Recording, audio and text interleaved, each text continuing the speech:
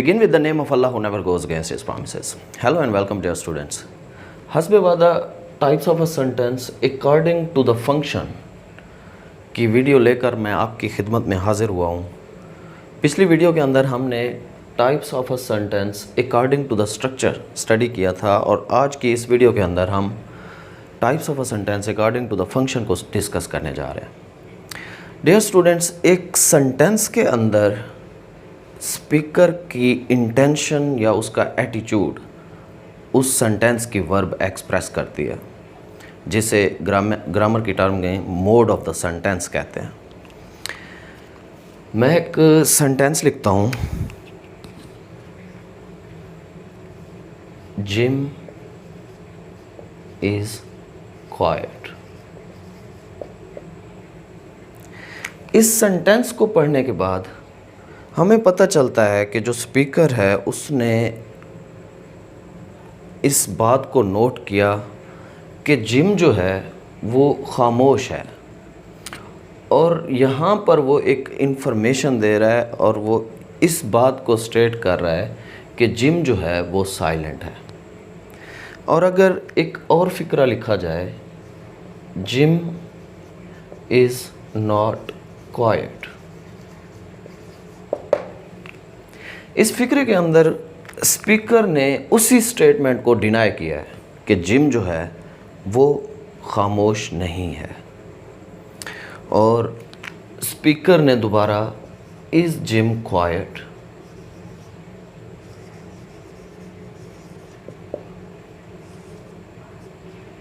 क्या जिम खामोश है, उसी स्टेटमेंट के हवाले से क्वेश्चन किया है। और फिर इफ़ जिम वर क्वाइट, अगर जिम खामोश होता, यहाँ पर एक इमेजिनेशन के अंदर मतलब कि सपोज किया जा रहा है कि अगर जिम खामोश होता। और एक सेंटेंस देखें, जिम बी क्वाइट, जिम खामोश हो जाओ। यहाँ पर आप देख सकते हैं कि कमांड, एक ऑर्डर जिम को दिया जा रहा है, स्पीकर ऑर्डर करना चाह रहा है कि जिम खामोश हो जाओ। और अगर मैं इसी को लिखूं कि प्लीज़ जिम बी क्वाइट,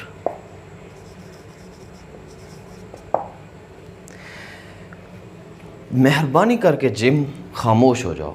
यहाँ पर आप देख सकते हैं कि स्पीकर की जो इंटेंशन, जो एटीट्यूड है इस सेंटेंस के अंदर, वो रिक्वेस्ट है। यहाँ पर वो रिक्वेस्ट इल्तिजा कर रहा है कि जिम मेहरबानी करके खामोश हो जाओ। और अगर वाई जिम इज़ क्वाइट, मैंने फुल स्टॉप लगाया और आप सोच रहे होंगे कि वाई के बाद फुल स्टॉप क्यों लगाया। इस सेंटेंस के अंदर why is showing the weak emotion of the speaker, के जो स्पीकर है वो असल में कहना चाह रहा है कि जिम खामोश क्यों है। यहाँ पर ये सवाल नहीं है, बल्कि वो इसके अंदर अपने इमोशंस को ज़ाहिर कर रहा है, अपनी एंग्जाइटी, परेशानी को ज़ाहिर कर रहा है कि जिम इतने खामोश क्यों बैठा है। मतलब अब इस सेंटेंस के अंदर आप उसकी इमोशंस को देख रहे हैं, तो यहाँ पर एक्सक्लेमेशन मार्क लगेगा कि जिम इतना खामोश क्यों बैठा है। और आपने एक ही सेंटेंस को डिफरेंटली मैंने इसलिए बयान किया है कि आप इंटेंशन ऑफ द स्पीकर को समझ सकें कि यहाँ पर एक स्टेटमेंट बनाई जा रही है जिसमें एक फैक्ट बताया जा रहा है, अज्यूम्ड फैक्ट, कि जिम जो है वो साइलेंट बैठा है। हाँ सच है, वो खामोश है। जिम इज़ नॉट क्वाइट, इसी स्टेटमेंट को डिनाई किया जा रहा है, नेगेटिव बनाया जा रहा है सेंटेंस को। इस जिम क्वाइट और इसी स्टेटमेंट के हवाले से जब क्वेश्चन किया जा रहा है, इंटेरोगेट किया जा रहा है, तो फिर हम इसे कहते हैं इंट्रोगेटिव सेंटेंस। और फिर जब कहा जा रहा है इफ़ जिम वर क्वाइट, इसमें एक तरह से एडवाइस भी हो सकती है या सजेशन भी हो सकती है। तो ये इम्पेरेटिव सेंटेंस है जिसके अंदर ये एक सजेशन दी जा रही है अगर जिम खामोश होता। और जिम बी क्वाइट, यहाँ पर सजेशन या आप एडवाइस, इनडायरेक्ट एडवाइस कह सकते हो कि इस सेंटेंस के अंदर है। जिम बी क्वाइट के अंदर आप ऑर्डर या कमांड स्पीकर की तरफ से एक हुक्म नोट कर सकते हो कि वो हुक्म दे रहा है कि जिम खामोश हो जाओ। और इस सेंटेंस के अंदर प्लीज़ जिम बी क्वाइट, आप देखते हो कि वो कह रहा है, इल्तिजा कर रहा है, रिक्वेस्ट कर रहा है कि मेहरबानी करके जिम खामोश हो जाओ। Why Jim is quiet? It's exclamation of feeling के इमोशन, यहाँ पर इमोशन ज़ाहिर हो रहा है, परेशानी का तासुर दिया जा रहा है कि जिम क्यों खामोश है आखिर। तो इसका मतलब कि जो सेंटेंस के अंदर वर्ब होती है वो बेसिकली एक्सप्रेस कर रही होती है इंटेंशन ऑफ द स्पीकर। तो different attentions of the speakers की बुनियाद पर इनको 5 डिफरेंट टाइप्स ऑफ सेंटेंसेस में डिवाइड किया जाता है, जिन्हें असर्टिव, इंट्रोगेटिव, असल में ये वर्ड इंट्रोगेटिव तब बोला जाता है जब इसे नाउन के तौर पर यूज़ किया जाए, और जब ये वर्ब बनता है तो इसे इंटेरोगेटिव बोलते हैं। तो अगर मैं आपको मिसाल दूं कि police interrogated the culprit, police ने मुजरिम से सवाल जवाब किए। I am teaching you interrogative sentence. Interrogative mean मैं आपको एक सवालिया जुमला पढ़ा रहा हूँ। सो सवालिया और सवाल करना 2 डिफरेंट नाउन और वर्ब का फ़र्क होता है। इम्पेरेटिव सेंटेंस और ऑप्टेटिव एक्सक्लेमेटरी सेंटेंसेस, इनके अंदर डिफरेंटली मैं अब आप लोगों को डिटेल के अंदर इनके बारे में बताता हूँ कि जो असर्टिव सेंटेंस है,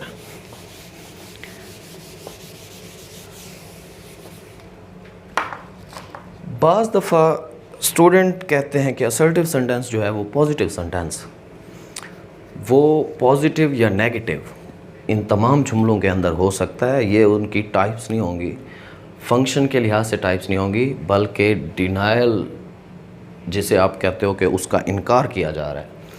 असर्टिव सेंटेंस को डेक्लरेटिव, इंडिकेटिव या आप असर्टिव ऑलरेडी दिया हुआ है, इस तरह से जो it actually states a fact, इस सेंटेंस के अंदर एक फैक्ट बताया जा रहा होता है स्पीकर की तरफ से। ये फैक्ट आप इंफॉर्मेशन समझ लें कि इस सेंटेंस के अंदर इंफॉर्मेशन दी जा रही होती है। वो आपके लिए नई भी हो सकती है, वो आप पहले से भी जानते हो, इट डज़न्ट मैटर। तो जो फैक्ट है, बेसिकली फ़ैक्ट भी 2 तरह के होते हैं, एक अज्यूम्ड फैक्ट होता है और दूसरा यूनिवर्सल फैक्ट होता है। अगर मैं इसकी मिसाल दूं कि Islamabad is a capital of Pakistan,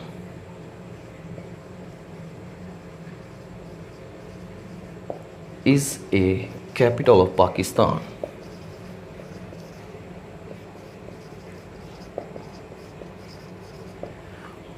और एक मिसाल दूं, if you heat the water it boils. ये 2 सेंटेंसेस हैं। पहला सेंटेंस है Islamabad is a capital of Pakistan at the time of speaking, और आज जब पाकिस्तान का कैपिटल इस्लामाबाद ही है तो इसे सच ही माना जाता है, एक फैक्ट माना जाता है। और इसे अज्यूम्ड इसलिए मैं कह रहा हूँ कि इन दोनों का डिफरेंट अब मैं आप लोगों को समझाता हूँ कि इस फैक्ट में तब्दीली आने के चांसेस हैं। आप देखें कि पाकिस्तान का जो पहला कैपिटल था वो कराची था, और कराची से चेंज हुआ, इस्लामाबाद बना। ये टाइम के साथ चेंज हो सकता है, लेकिन जो यूनिवर्सल फैक्ट है, if you heat the water it boils, अगर आप पानी को गर्म करते हो तो वो उबलना शुरू हो जाता है, वो उबलता है। अब ऐसा नहीं है कि माजी में या आपके पास्ट के अंदर जैसे आप कहते हो कि पानी को गर्म करते थे तो वो बर्फ़ बन जाता था, नहीं। तब भी पानी बॉयल होना शुरू हो जाता था। आज भी पानी को अगर हीट मतलब दर्जा हरारत बढ़ाएं उसका, तो वो बॉयल होना शुरू हो जाता है, और फ्यूचर में भी ऐसा ही होगा। इट्स अ यूनिवर्सल फैक्ट जो कभी भी टाइम के साथ भी वो तब्दील नहीं होता। अगर मैं और मिसाल दूं कि सूरज रोशनी देता है, देता था, देता है और देता रहेगा, तो इसमें कोई तब्दीली नहीं आ सकती। बाकी जो अज्यूम्ड फैक्ट होते हैं वो बदलते रहते हैं वक्त के साथ। जैसे इसकी और मिसाल ये है कि Shehbaz Sharif is the prime minister of Pakistan. ये एक स्पेसिफिक सेगमेंट ऑफ टाइम के लिए प्राइम मिनिस्टर है और तब्दील हो जाएगा, पहले नहीं था, ये अब है। तो ये फैक्ट्स जब एक इन्फॉर्मेशन, अब इस सेंटेंस के अंदर एक इन्फॉर्मेशन भी है कि इस्लामाबाद जो है वो पाकिस्तान का कैपिटल है, और अगर हम पानी को गर्म करते हैं तो वो बॉयल होना शुरू हो जाता है। दोनों के अंदर एक फैक्ट या एक इन्फॉर्मेशन दी जा रही है, और ऐसे सेंटेंसेस को असर्टिव सेंटेंसेस कहते हैं। तो अच्छा, अब कहते हैं कि नेगेटिव, इसी स्टेटमेंट को जब हम डिनाई करते हैं, डिनाइल करते हैं, अगर मैं कहूँ Islamabad is not a capital of Pakistan, तो ये उसका डिनाइल हो जाएगा, उसका इनकार हो जाएगा इस स्टेटमेंट का। और अगर इसी स्टेटमेंट के हवाले से क्वेश्चन किया जाए, is Islamabad a capital of Pakistan, क्या इस्लामाबाद पाकिस्तान का कैपिटल है, तो ये जो क्वेश्चन होगा इसमें सवाल पाया जा रहा है और ये इंटरोगेटिव सेंटेंस होगा। अब इंटरोगेटिव सेंटेंस के हवाले से एक थोड़ा सा मिसकंसेप्शन है कि मैं एक सेंटेंस लिखता हूँ, पॉजिटिव सेंटेंस लिख के उसे इंटरोगेटिव में चेंज करेंगे, इंटरोगेटिव में चेंज करेंगे, और फिर उसके दो और फॉर्म देखेंगे। देखें, यू हैव स्टार्टेड स्टडीइंग, तुमने पढ़ना शुरू कर दिया है। अगर मैं इसी पे सवाल करता हूँ, हैव यू स्टार्टेड स्टडीइंग, इसी स्टेटमेंट के हवाले से ये क्वेश्चन है और ये एंड होता है क्वेश्चन मार्क पे, तो ये हमारा इंटरोगेटिव सेंटेंस है। अगर इसी सेंटेंस को हम नेगेटिव में भी बदल, मतलब कि एक why have you started studying, तुमने पढ़ना क्यों शुरू कर दिया है। अब कुछ बच्चे कह रहे होते हैं कि ये डबल इंटरोगेटिव सेंटेंस है, क्योंकि यहाँ पर वाई आ गया है और फिर हेल्पिंग वर्ब हमारी शुरू में है। इसकी पहचान यही होती है कि हमारा जो इंटरोगेटिव सेंटेंस है वो हेल्पिंग वर्ब से स्टार्ट होता है, या कोई क्वेश्चन वर्ड जैसे वाई, व्हेन, होम, इस तरह के। तो और why have you not, why have you not started studying, तुमने पढ़ना शुरू क्यों नहीं किया है। तो इससे डबल इंटरोगेटिव और इससे नेगेटिव सेंटेंस कह रहे होते हैं। ये तमाम तीनों इंटरोगेटिव सेंटेंसेस ही हैं, चाहे इनकी बनावट कोई भी हो। जिसके अंदर क्वेश्चन पाया जा रहा होगा वो हमारा इंटरोगेटिव सेंटेंस ही होगा। और उसके बाद आते हैं इम्पेरेटिव सेंटेंस। इम्पेरेटिव सेंटेंस वो है दैट एक्सप्रेसेस अ कमांड, जिसे आप ऑर्डर भी कहते हो, रिक्वेस्ट, सजेशन, और इसके बाद एडवाइस। ऐसे सेंटेंसेस जिसके अंदर कमांड, रिक्वेस्ट, सजेशन, एडवाइस पाई जाती है उसे इम्पेरेटिव सेंटेंस कहते हैं।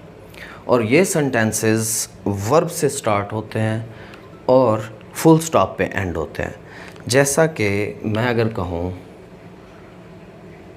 सिट देयर, वहाँ बैठो, अब इसका नेगेटिव भी बन सकता है। वो ये, अब ये नहीं होगा कि उसकी टाइप चेंज हो जाए, टाइप चेंज नहीं होगी। मैं बार बार कह रहा हूँ कि मैं अगर लिखता हूँ डू नॉट सिट देयर, ये भी एक ऑर्डर ही है और ये इम्पेरेटिव सेंटेंस है। उसमें इनकार किया जा रहा है, उसे मतलब कि मना किया जा रहा है, वो अलग बात है, उससे टाइप चेंज नहीं होगी, वही इम्पेरेटिव सेंटेंस ही रहेगा। और बी साइलेंट, खामोश हो जाओ। और उसके बाद अगर रिक्वेस्ट देखते हैं, मैंने आपको पहले भी बताया प्लीज़ हेल्प मी। अगर एक सेंटेंस लिखते हैं प्लीज़ हेल्प मी, तो ये एक रिक्वेस्ट है स्पीकर की तरफ से, उसका जो इरादा है ये सेंटेंस कहने का, वो रिक्वेस्ट करना है। उसके बाद सजेशंस हैं। सजेशंस में आप कहते हो let's have a party, let's go now, तो वो सजेशन होती हैं उस सेंटेंसेस के अंदर। एडवाइस में ये होता है जब आप किसी को किसी बुरे काम से या किसी अच्छी नसीहत देने के लिए सेंटेंसेस लिखते हो। टेल अ लाई, कभी झूठ ना बोलो। ऑलवेज स्पीक द ट्रूथ, हमेशा सच बोलो।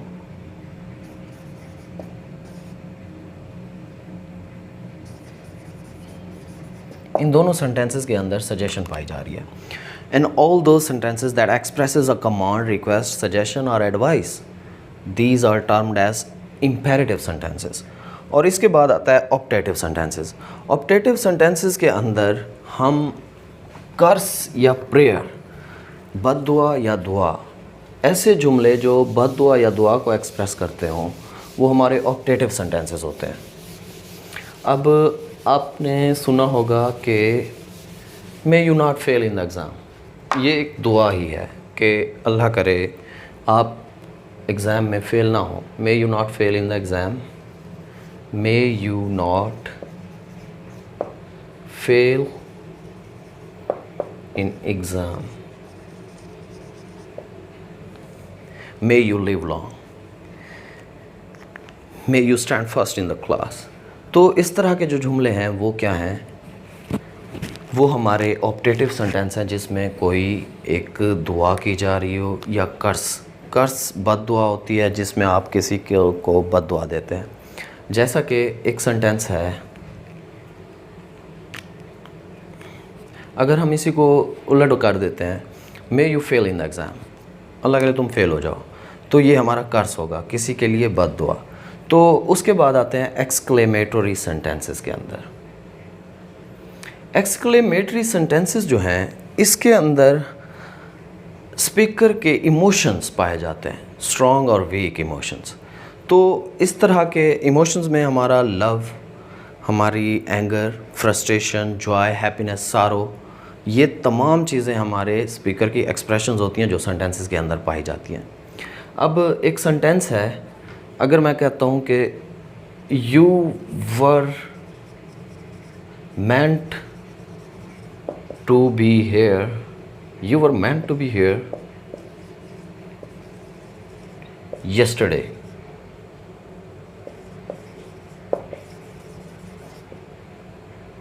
अब इस सेंटेंस के अंदर ये बॉस ने अगर अपने वर्कर, अपने जो मुलाजिम से कहा हो you were meant to be here yesterday, तुम्हें तो कल यहाँ होना चाहिए था, तो यहाँ पर एंगर आप देख सकते हैं। इस सेंटेंस में एंगर, द स्पीकर की जो इंटेंशन है वो, उसके इमोशंस जो हैं वो गुस्सा पाया जा रहा है। तो अगर मैं एक सेंटेंस लिखता हूँ और इसके बाद एक्सक्लेमेटरी मार्क लगेगा हमेशा, exclamatory sentences ends with an exclamation mark, और उसके बाद अगर कहें hurray we won the match,